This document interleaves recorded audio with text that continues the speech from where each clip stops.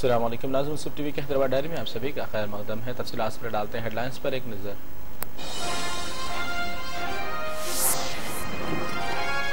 University of east London के वफद ने किया तेलंगाना का दौरा। लंदन में तालीम के मौके फराहम करने पर हुए मुआहदे। Deputy chief minister Mahmood Ali ने की तकरीब में शिरकत।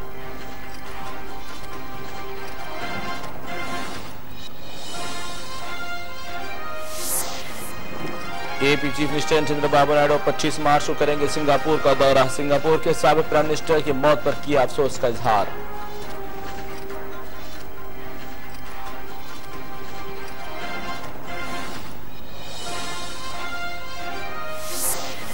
और मुखालिफ लेबर पॉलिसी इख्तियार करने वाले मरकज की बीजेपी हुकूमत पर लेबर्स यूनियन हुए बरहम। कौमी सतह पर एहतजाज मुनज़्ज़म करने की दी धमकी।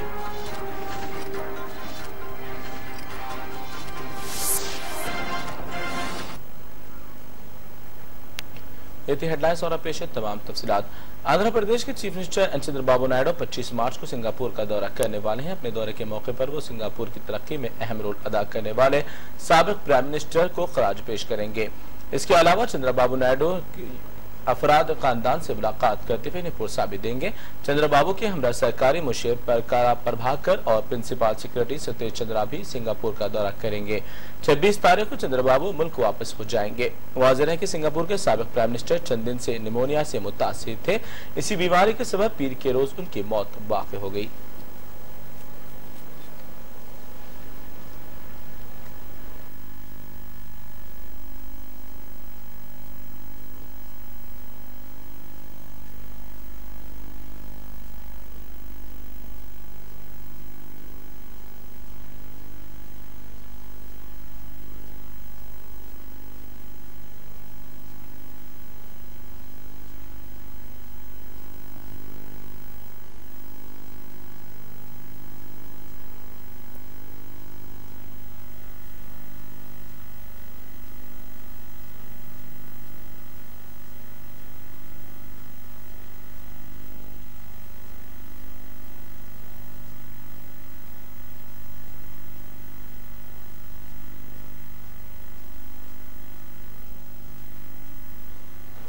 आंध्र प्रदेश के स्पीकर कोडेला शिवा प्रसाद राव ने एक अहम फैसला लिया है। स्पीकर ने किसी भी पार्टी के कायदीन को मीडिया से पॉइंट पर या इन्हें अलाट करदा दफातर से लाइव टेलीकास्ट की इजाजत न देने का ऐलान किया है।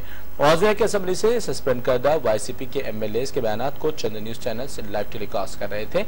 इस पर स्पीकर ने नाराजगी का इजहार किया था। अब एक कदम और आगे बढ़ते हुए इन्होंने असेंबली इजलास के मौके पर किसी भी न्यूज चैनल को इहाते असेंबली से लाइव टेलीकास्ट की इजाजत नहीं न देने का हुक्म दिया है। बसूरत दीगर सख्त कार्रवाई का इंतबाह भी दिया गया।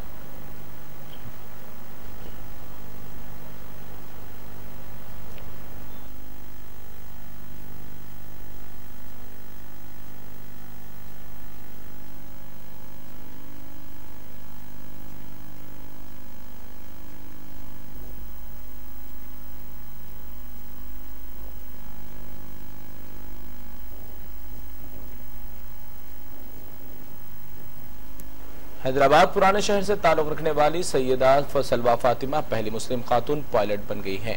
सैयदा सलवा फातिमा का ताल्लुक एक गरीब खानदान से रहा। तेलंगाना हुकूमत ने इन्हें मजीद ट्रेनिंग फराहम करने के लिए 35 लाख रुपए 50,000 रुपए की रकम भी जारी की है।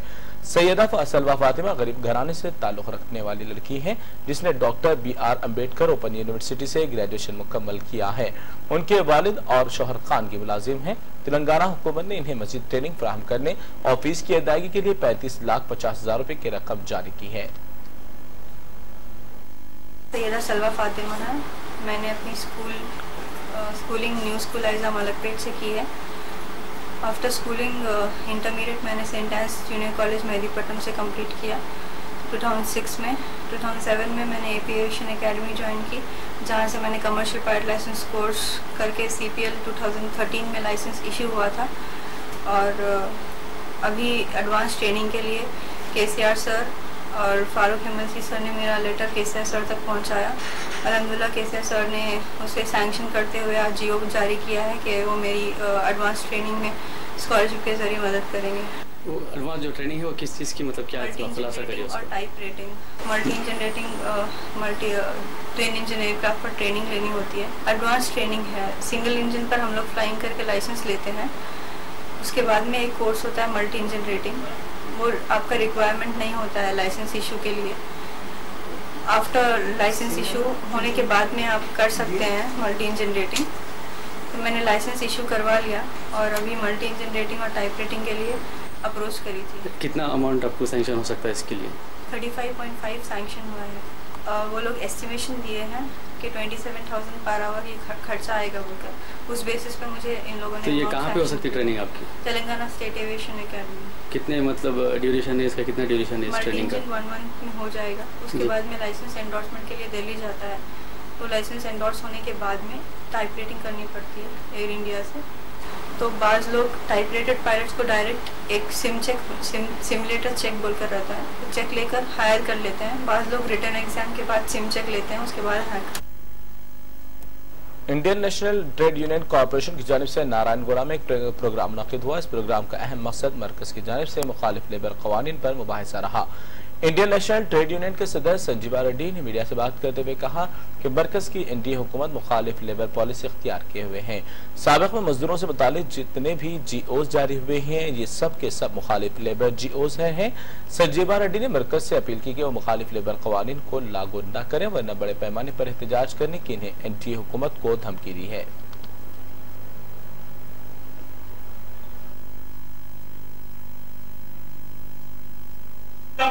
అధ్యక్షులుగా ఉన్నటువంటి ఫ్యాక్టరీలు అందరికీ కూడా మన హక్కులు ఏమిటి? 250 మంది కంటే ఎక్కువ పని చేస్తున్న పాత చరిత్ర ఏంటంటే ఎందుకంటే కూలీ పని చేస్తే జీతం ఇచ్చేవాళ్ళు కాదు, పైసలు ఇచ్చేవాళ్ళు కాదు. 2 పూటలు కలిపి పోస్తే దినమంతా పనిచేసేవాళ్ళు. అటువంటి కార్మికులు పైన బట్ట వచ్చేది కాదు, పిల్లలు మన్నులో పడబెట్టి పనిచేసేవాళ్ళు. అక్కడ కార్మికుడికి గంజి కాదయ్యా, వాడికి అన్నం పెట్టుండ్రి, 2 పూటలు అన్నం పెట్టండి, 2 పూటలు పనిచేస్తే వాడు పొద్దున్న నుంచి 10 వేలకు పనిచేస్తే. ये जो सेमिनार हम लगाए हैं मजदूरों के, यानी मजदूरों का जो हालत है आज केंद्र सरकार जो है मजदूरों के कानूनों को तरमीम कर मजदूरों के मसाइलों को हल करने के बजाय और मुश्किल बना रहे हैं।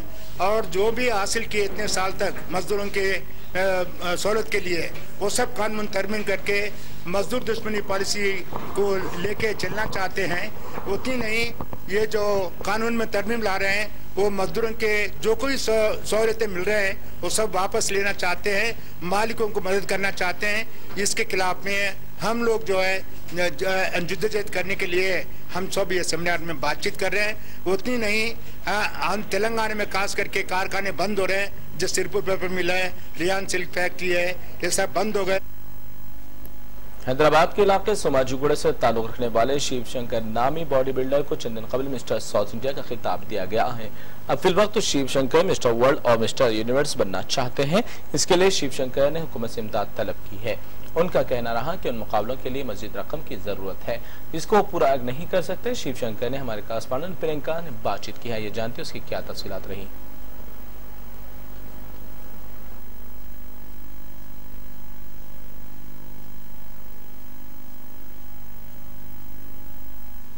मिस्टर इंडिया, अब नेक्स्ट मंथ मिस्टर इंडिया है, तो मेरे को काफ़ी स्ट्रगल हो रहा as a money, as a professional इसमें जा रहा। डाइट के लिए भी प्रॉब्लम है, प्रोटीन्स के लिए भी प्रॉब्लम है, तो फाइनेंशियली बहुत ज़्यादा प्रॉब्लम है मेरे को। अच्छा, तो अगर फाइनेंस को अगर हम नज़रअंदाज कर दें तो प्लेटफॉर्म्स कैसे हैं? अगर बॉडी बिल्डिंग के लिए in terms of platform, India has given what kind of platform for body builders?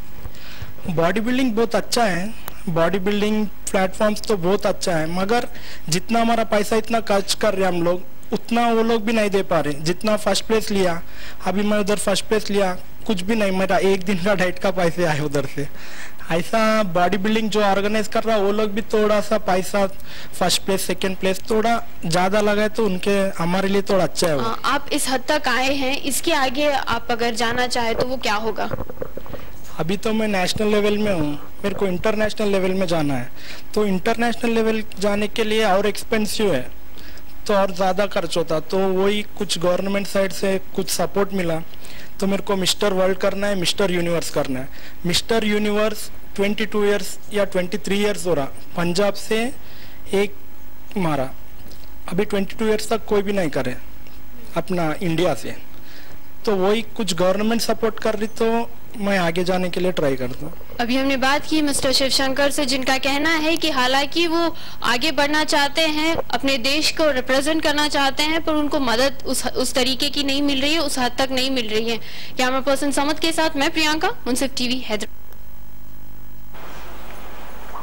Music लगा कुछ नहीं, कोई बात नहीं, मैं वहाँ लगवा देती हूँ, हम लोग एडिट कर रहे हैं।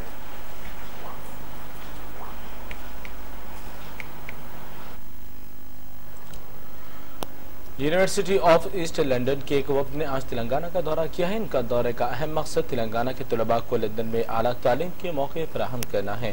तेलंगाना हुकूमत ने लंदन से आए वक्त के साथ शहर के एक खानगी होटल में इजलास मुनक्किद किया, जिसमें तेलंगाना के deputy chief minister Mahmood Ali ने शिरकत की।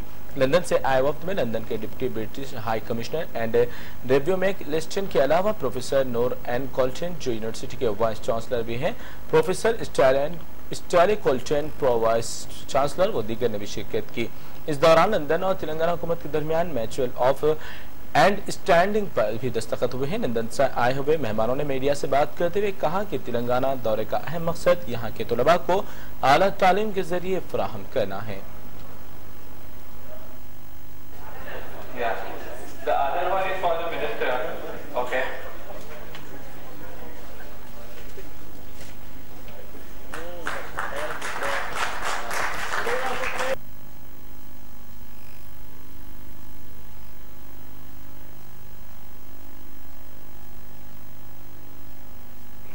Our government is committed to the overall development of the state and its people.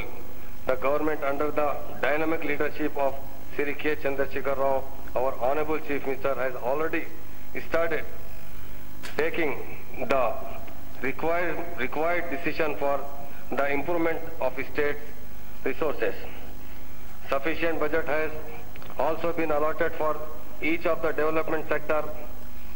Education is the government top priority, and we are planning for free KG to PG education and planning all kind of support to the student and their parents.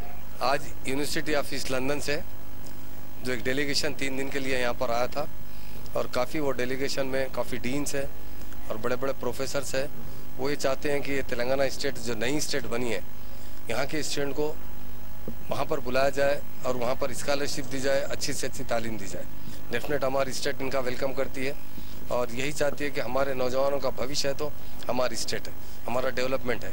तो ये state जो 29वीं state बनी है आज हिंदुस्तान में, इसे बहुत हर जगह इसका चर्चा चल रहा है, क्योंकि ऑनरेबल सीएम साहब हमारे बहुत हार्ड वर्क कर रहे हैं। 9 महीने के अंदर जो इससे पहले लोग कहते थे तेलंगाना बनेगा तो क्या चलेगा, कुछ इन्हें काम नहीं आता, फंड्स नहीं है, और आज सरप्लस बजट में इंडिया में नंबर 2 स्टेट है। इसके लिए सारी दुनिया की नज़र इस तेलंगाना स्टेट पर है, जो साबिका में निज़ामी स्टेट थी, जो वर्ल्ड में रिचेस्ट स्टेट थी। Felicia Werner, and I'm here with the University of East London. We are so excited to be here today doing the conference on higher education and employability. We're having a fantastic time. We love Hyderabad, and we are so excited to get started with our conversations with the state of Telangana. Arthgate from the University of East London. I'm Business Development Director in the School of Business and Law. Now, I think what a lot of people don't realise is that East London is now the centre of the London economy.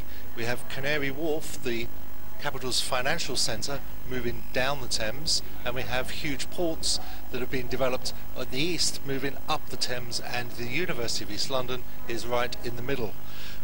In terms of employment opportunities for our students, there is a boom in high technology industry and a lot of inward investment from China, from India into the Docklands region.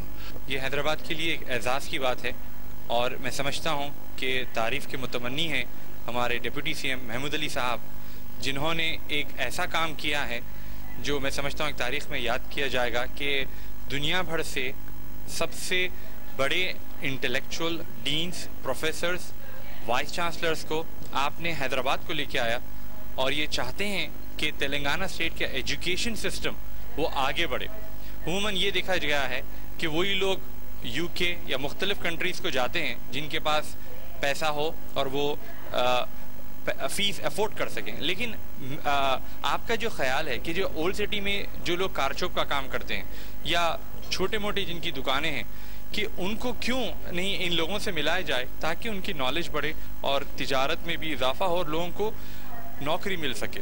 तो हमारे साथ आज हैं दुनिया की personality हैं professor Nora N Colton, जो कि एक ऑक्सफोर्ड के भी स्कॉलर हैं और फिलवक्त हैं डीन और vice chancellor university of east London. Professor Stella, she is also vice chancellor. Professor Helen, she is Oxford scholar for education and development of schools. Professor Ian Batham. So we have a lot of people here.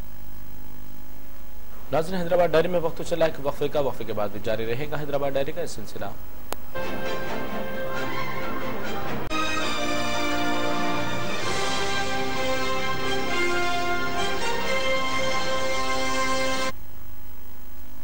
वक्फे के बाद आपका दोबारा इस्तकबाल है। बढ़ते हैं मज़ीद खबरों की जानिब। GHMC के सेक्शन 4 के सेक्शन ऑफिसर मेहदी अली को ACB के अहदेदारों ने रिश्वत लेते हुए रंगे हाथों गिरफ्तार कर दिया। तफसीलात के मुताबिक मेहदी अली मोहम्मद गौस नामी शख्स से 25,000 रुपये की रिश्वत ले रहे थे। इसी दौरान एंटी करप्शन ब्यूरो के अहदेदारों ने इन्हें रंगे हाथों गिरफ्तार कर दिया है। मेहदी अली अपने खानगी मुलाजिम मशी को ये रकम देने का मुतालबा किया था, जिससे ACB के अहदेदारों ने रंगे हाथों गिरफ्तार कर दिया है। ACB DSP रवि कुमार ने अवाम से कहा कि अगर कोई अहदेदार रिश्वत कबूल करता है तो बजरिए फोन से हम रुजू हो सकते हैं ताकि हम बदउनवान अहदेदारों के खिलाफ सख्त कार्रवाई कर सके। सिटी में रहता है, ओल्ड मालकपेट में रहता है। वो इसके पहले 40 ईयर्स प्लेस खरीद करे, उसमें कंस्ट्रक्शन करने के लिए G+1 बिल्डिंग कंस्ट्रक्शन करने के लिए परमिशन अप्लाई करे, ये सरदार महल सर्किल 4 में अप्लाई करे। वो 25,000 DD बने, पूरा फॉर्मेलिटीज कंप्लीट करके सरदार महल में अप्लाई करे। तो सेक्शन ऑफिसर मेहदी अली, मीर मेहदी अली क्या करे, इनको जाके इंस्पेक्ट करे। इंस्पेक्ट करने के बाद इनका ऑफिस को बुलाया। ऑफिस बुलाने के बाद 30,000 होते, 30,000 डिमांड करे। वो ऑलरेडी 25,000 DD बने, सब किधर से दे दूँ मैं छोटा आदमी बोल के और रिक्वेस्ट करे। वो 25,000 को आया, शेड्यूल डेट 25,000। वो 25,000 लाए तो आपका फाइल प्रोसेस होता, नहीं तो नहीं तो बोल के बोले। वो कल आके हमारे को कंप्लेंट, शायद गौस आके कंप्लेंट करे। इनके कंप्लेंट के ऊपर हम केस रजिस्टर करके इन्वेस्टिगेशन करें। आज आके एज पर डिमांड आज आके इधर ऑफिस में आए तो वो क्या करे, शायद मीर अली सेक्शन ऑफिसर उनको अटेंडर को दिलाया पैसे 25,000 इनको कंप्लेंट अटेंडर दिए तो इनके पास रिकवरी हुआ। तो मेरा रिक्वेस्ट है हैदराबाद सिटी में, पूरा हैदराबाद सिटी में कोई भी करेक्शन रिलेटेड कंप्लेंट है तो हमारे को इन्फॉर्म करिए। हैदराबाद सिटी रेंज ऑफिस में कंप्लेंट करिए। मैं रवि कुमार DSP, मेरा नंबर 9440446134 है। और कोई भी एक्स्ट्रा एसेट्स ज़्यादा प्रॉपर्टीज है तो भी इनका इन्फॉर्मेशन भी हमारे को दे सकते हैं, सीक्रेट रखते हैं हम लोग। मेरा नाम सैयद गौस है। मैं GHMC में बिल्डिंग परमिशन के लिए 39.11 स्क्वायर यार्ड के लिए मैंने परमिशन को डाला। 2 मंथ्स हो गए। 2 मंथ से ना परमिशन नहीं दे रहे थे। बीच में आके मैं पूछा इनको परमिशन का क्या हुआ, तो इन्होंने बताया कि 30,000 दियो मैं परमिशन दे तो यहाँ नहीं तो पूरा रोड बेंडिंग में चले आता बोले। उसके बाद मैंने सीधा निकल के एंटी करप्शन ब्यूरो गया, वहाँ पर रवि कुमार साहब से मिला। वहाँ उन्होंने फिर मुझे एक बताया कि ऐसा नहीं ऐसा करना। फिर वहाँ से मैं लेकर आया पैसे 25,000 रुपीज़ लेकर आया। दूसरी जानिब वोट के आला अहदेदारों ने आज दरगाह हजरत यूसुफैन रहमतुल्लाह अलैह का दौरा किया। दरगाह के हाथ में 6 माह कबल एक कमरा वक्फ बोर्ड का कायम किया गया था। इस कमरे में दरगाह के जिम्मेदारों ने अलम बिठाए हैं। अब जबकि माह मुहर्रम खत्म होने के बाद भी इस कमरे को खाली न करने पर अहदेदारों ने पुलिस में शिकायत की है, जिसके बाद वक्फ बोर्ड अमला और दरगाह इंतजामिया के दरमियान हंगामा आराई देखी गई।